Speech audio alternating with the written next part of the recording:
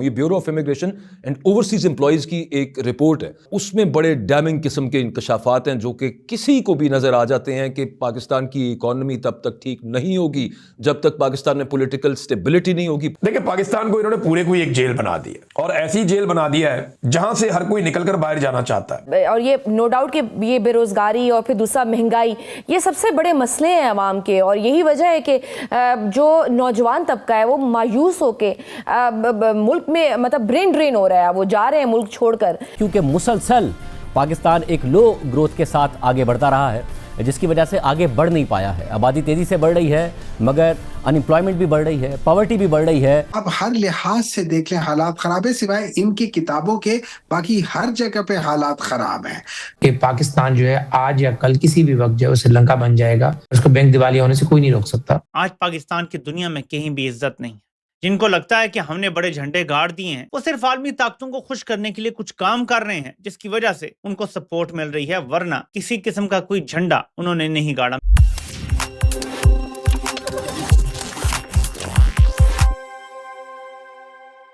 नमस्कार दोस्तों, स्वागत है आपके अपने चैनल पर। दोस्तों, bureau of immigration and overseas employment के मुताबिक एक साल के अंदर पाकिस्तान से तकरीबन 7 लाख लोग मुल्क छोड़कर भाग चुके हैं और जो बचे हैं वो भी भागने के फिराक में हैं। मगर अब पाकिस्तान सरकार मौका ही नहीं दे रही। क्यों भला? क्या चल रहा है वहां? इस पर पाकिस्तान मीडिया में कैसी हलचल मची है, क्या कहा जा रहा है, सब जानेंगे आगे इसी वीडियो में।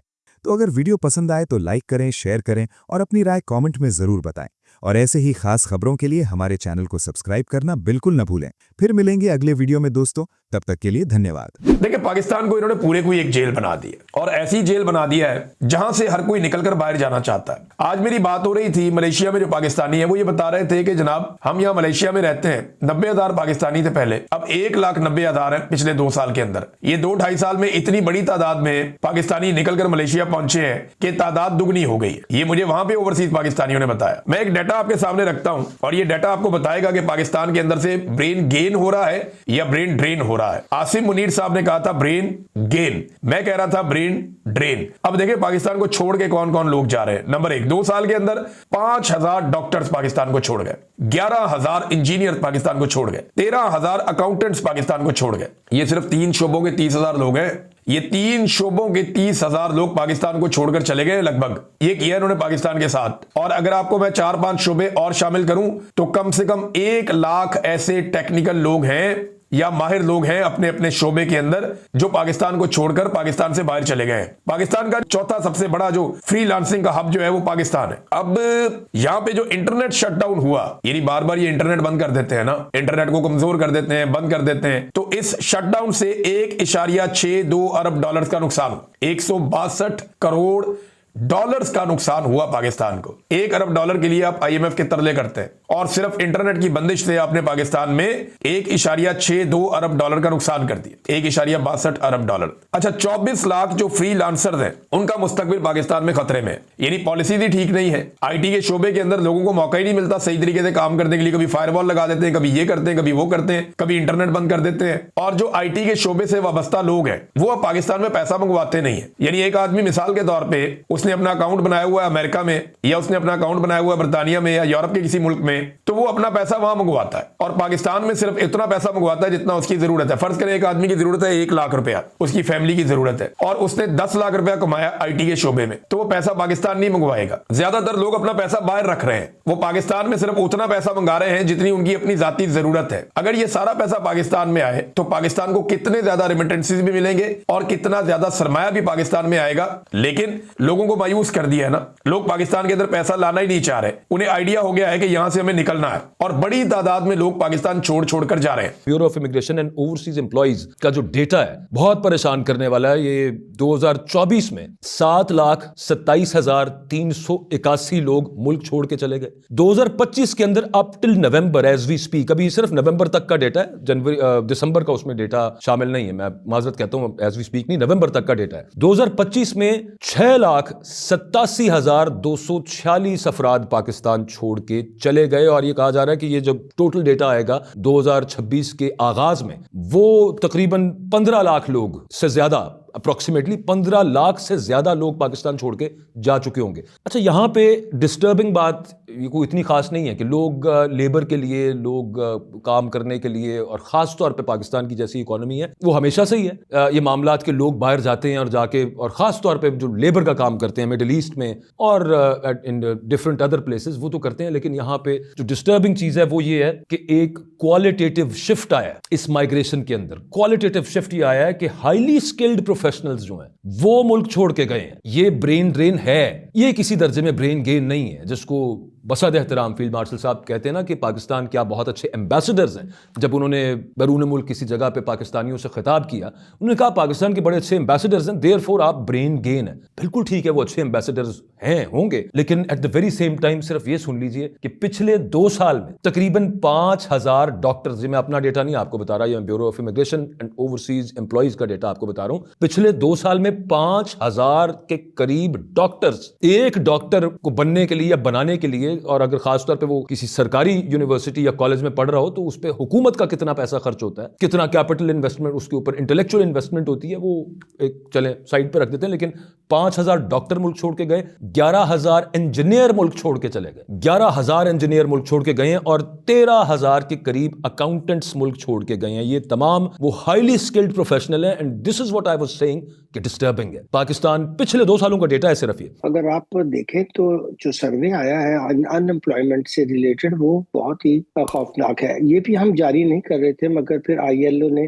जब हम पे दबाव डाला कि कम से कम आप इतने साल गुजर गए, आपने अपना कोई सर्वे ही जारी नहीं किया, तो वहाँ आप देखिए कि कितनी बड़ी तादाद में हमारे जो यूथ है वो अनएम्प्लॉयड है। अब जो चीजों की तरफ IMF इशारा कर रहे हैं, सबका ताल्लुक एक ही बात से है कि अगर मुल्क में इन्वेस्टमेंट नहीं होगी, अपने लोग इन्वेस्टमेंट नहीं करेंगे तो बाहर से क्यों आएंगे, और इन्वेस्टमेंट क्यों नहीं हो रही। हमें तो कम से कम 20% इन्वेस्टमेंट चाहिए अपनी GDP की हर साल, ताकि हम 3 मिलियन यंग लोगों को ही नौकरी फराहम कर सकें। अब ये तो वो हकायक है जो सबके सामने है। अब जो यूथ को नौकरी देना है उसकी कोई जिक्र नहीं करता है। अब ये तो हर साल मैंने अर्ज किया कि 3 मिलियन हमें न सिर्फ नौजवानों को नौकरियां फराहम करनी है, तो उनका मुस्तकबिल अगर हम पाकिस्तान में बनाना चाहते हैं, अगर हमें अपने आने वाले दिनों का कुछ एहसास है, तो ये लड़ाई झगड़े छोड़कर इस तरफ तवज्जो देनी चाहिए कि आफ्टर ऑल ये हमारी एम्प्लॉयमेंट जो है, जो पहले बहुत अच्छी होती थी, वो इतनी बुरी क्यों होती जा रही है, और हमारी मईशत जो है वो दिन ब दिन खराब क्यों होती जा रही है। तो सर फिर आपके ख्याल में इसकी क्या रीजन है, जिस लेवल पे अनएम्प्लॉयमेंट है और वो बड़े ही कंसर्निंग और खतरनाक फिगर से, फिर हम देख रहे हैं कि और ये नो डाउट कि ये बेरोजगारी और फिर दूसरा महंगाई, ये सबसे बड़े मसले हैं अवाम के, और यही वजह है कि जो नौजवान तबका है वो मायूस होके मुल्क में मतलब ब्रेन ड्रेन हो रहा है, वो जा रहे हैं मुल्क छोड़कर। आपके मुताबिक गुज़श्ता 4-5 सालों में कौन सी गलत पॉलिसियां थी जिनके नताइज ये आना शुरू हुए हैं कि हर तरफ हम देखें तो एक मिसट्रस्ट है, मायूसी है? हमने इन्वेस्टमेंट की तरफ हमने तवज्जो नहीं दी, और हमने सोचा कि कर्जे लेते रहेंगे और ये जो कर्ज की मैं पी रहे हैं इससे एक दिन हमारी जो फाका मस्ती है वो रंग लाएगी। ऐसा तो कभी नहीं हुआ। ये तो बड़े हमारे जो एक मुस्तरद शायर थे उन्होंने भी फरमाया था, गालिब ने, वो भी इसी तरह की सूरत हाल का शिकार रहते थे कि जिंदगी का गुजारा कर्जा जात पर ही होता था। तो जो कर्जा जात है वो उससे तो कुछ काम नहीं बनेगा। हाँ, वो कर्जा जात जिससे आप कोई इनकम यील्डिंग एसेट बना रहे हो। हम कर्जा जात किस चीज के लिए लेते रहे? पुराने कर्जे उतारने के लिए और अपनी जो याशियां थी अशराफिया के उसको जारी रखने के लिए। हमने कर्जे इसलिए तो लिए ही नहीं है कि हम कोई इनकम यील्डिंग एसेट्स क्रिएट करें। अब भारत ने भी और चाइना ने भी शुरू के दौर में वर्ल्ड बैंक से बहुत सस्ते कर्जे लिए, मगर वो फिर तरक्की कर गए। हमने कोशिश नहीं की कि हम इस तरफ तवज्जो दें। सबसे बुनियादी मसला हमारे यहाँ 2 है। एक ये है कि इन्वेस्टमेंट और रोजगार। जब तक आप नई नई सनतें नहीं लगाते जो ऑलरेडी मौजूद है, उनके अंदर आप जो है वो रिसर्च एंड डेवलपमेंट नहीं करते, उनमें इनोवेशन नहीं लाते हैं, अपनी एग्रीकल्चर को मॉडर्न लाइन्स के ऊपर नहीं लेकर जाते हैं, तो फिर पाकिस्तान सिर्फ कर्जों पर ही चलता रहेगा। और आपने देखा कि पिछले साल भी FBR ने जितना टैक्स इकट्ठा किया उससे ज्यादा तो हमने सूद की मद में ही पैसा दे दिया। ज़ाहिर सूबों को उनका हिस्सा देने के बाद वफाक के पास तो इतने पैसे भी नहीं बचे थे कि वो सूद की रकम ही अदा कर सकते हैं, तो उसके लिए भी हमें कर्जा लेना पड़ा। जब हमारी सारी पॉलिसीज ही एलीट कैप्चर हो तो फिर किस तरह से रिलीफ मिलेगा एक आम इंसान को? जी बिल्कुल नहीं मिल सकता। देखिए, ये तरीकाकार यही होगा कि आप टैक्स टैक्सेस बढ़ाते जाएंगे और एक जमाना आएगा कि लोग टैक्स से भी बगावत कर देंगे। अभी लोगों ने बहुत ज्यादा इसके बारे में जो है वो गुस्से का इजहार करना शुरू कर दिया है। जब कभी खुदा न खास्ता फिर पेट्रोलियम प्राइसेस दुनिया में ऊपर गई और एकदम से झटका आया और हमारे रिजर्व भी इस काबिल नहीं होंगे कि उनको मीट कर सके और लोगों की जिंदगी और मुश्किल होगी, क्योंकि हम कि पाकिस्तान कैसे मुसलसल ह्यूमन और सोशल डेवलपमेंट में नीचे जाता रहा है।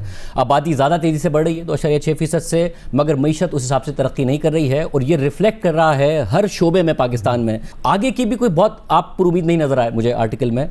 हुकूमत दावेदार है कि हम स्टेबलाइजेशन लेकर आए हैं, कुछ रिजर्व्स हमने बिल्ड किए हैं, हम कोशिश करेंगे कि हम 27वें IMF प्रोग्राम में ना जाएं, उस सब पर बात करेंगे। बट आपको कोई उम्मीद नजर आ रही है या नहीं आ रही?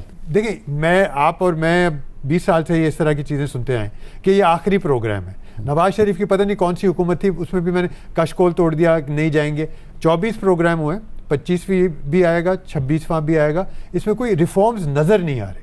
असल में मसला ये है कि अगर हुकूमत चाहती और करती कि भाई अब हम अगले 2-3 साल में ये 4-5 चीज़ें करेंगे, कुछ नहीं नज़र आ रहा। हम जो है हर साल ह्यूमन डेवलपमेंट इंडेक्स पे गिरते जा रहे हैं। हमारी एक्सपोर्ट जो है वो लैग कर रही है because we have not spent enough money on education for the last 60 years. That is because हमारे पास फिजिकल स्पेस नहीं होती। हमारी स्टंटिंग की भी इश्यूज इसीलिए बिकॉज हमारे पास फिजिकल स्पेस नहीं होती लोगों की हेल्थ और एजुकेशन पे खर्च करने के लिए। और जब तक वो तब तक नहीं पैदा होगी जब तक हम ये जो वाइट एलिफेंट्स हमने पाले हुए हैं और जो इनमें हम लॉसेस करते हैं हर साल, इनको हम पूरा नहीं करेंगे। So all of this is inter related. ये जो हम बार बार अपने हमसाए मुल्क की बात करते हैं कि जी इंडिया में ये हो गया, इंडिया में हो गया। इंडिया का ये जो आज आप उनके नंबर्स देख रहे हैं, this is 30 years of reform ये 6 महीने, साल, 1.5 साल में नहीं होता। इट्स अ कंटिन्यूअस प्रोसेस और हम रिफॉर्म प्रोग्राम्स अबैंडन करते हैं। हमारा प्रॉब्लम ही ये है। हम आते हैं, 2 साल स्टेबलाइजेशन करते हैं, थोड़ी सी शोर मचना शुरू होता है। ऑलरेडी पाकिस्तान में भी मच रहा है कि जी ग्रोथ नहीं आ रही, इंटरेस्ट रेट स्लैश कर दो, ये कर दो, वो कर दो, because we are not patient. India ने एक पेशेंट से 30 साल लगा के बार बार सक्सेसिव गवर्नमेंट्स ने आके उन्हीं पॉलिसीज के एक तसलसल रहा है और इसलिए उनको जो उसके the fruits of the labour आज मिलना शुरू हुए हैं। सो तसलसल बहुत जरूरी है और ये जिस पाथ पे हम चल रहे हैं इस पे ये एक मुश्किल पाथ है। इसमें there is pain involve and लोगों को बहुत पेन हुई है पिछले 2 सालों में और ये पेन आहिस्ता आहिस्ता खत्म होगी। But we have to continue. हमें इसका तसलसल जारी रखना पड़ेगा और फिर हमें इसका बेनिफिट मिलेगा आज से 3, 4, 5, 10 सालों बाद। अगर पाकिस्तान के अंदर पॉलिटिकल स्टेबिलिटी नहीं होगी तो पाकिस्तान के अंदर फाइनेंशियल स्टेबिलिटी कभी नहीं आएगी। ये हमने 4 साल से देख लिया है और 4 साल से पाकिस्तान का पिछले 4 सालों में 2022 से लेके अभी तक पाकिस्तान का जो एक्चुअल जो सारा मिलाकर है वो 1.7 GDP से ऊपर नहीं गया। पाकिस्तान की अपनी जो पॉपुलेशन ग्रोथ है वो 2.5 है, तो हम -7% GDP के लिहाज से हमारी ग्रोथ है या रिडक्शन है, जैसे भी आप देख लें। तकरीबन 1400 बिजनेसेस जो फैक्ट्रियां वो बंद हो चुकी हैं। हर दूसरा आदमी पॉवर्टी के लाइन से नीचे चला गया। पहले 18% था, अभी हर दूसरा बंदा पॉवर्टी लाइन से नीचे है। हर तीसरा बंदा जॉबलेस है। आप हर लिहाज से देख लें हालात खराब है, सिवाय इनकी किताबों के बाकी हर जगह पे हालात खराब हैं। खत्म, bye bye, tata, goodbye, गया।